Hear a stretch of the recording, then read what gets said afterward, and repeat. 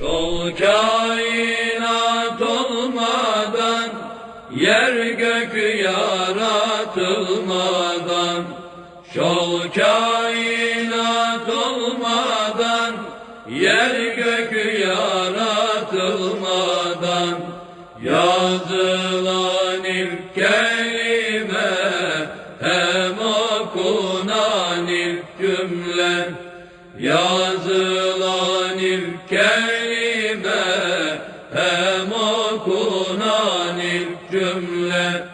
La ilahe illallah, la ilahe illallah, hu Mevlam hu Allah.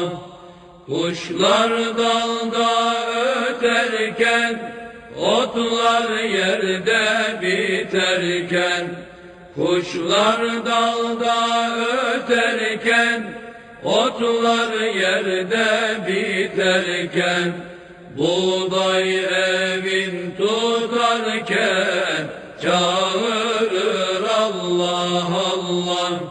Buğday evin tutarken, çağırır Allah Allah. La ilahe illallah, la ilahe illallah, hu Mevlam hu Allah.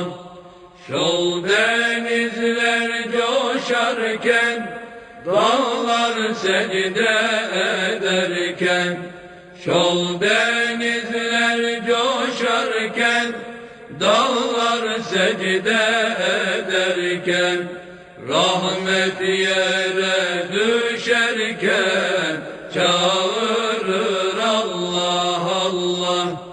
Rahmet yere düşerken, çağırır Allah Allah.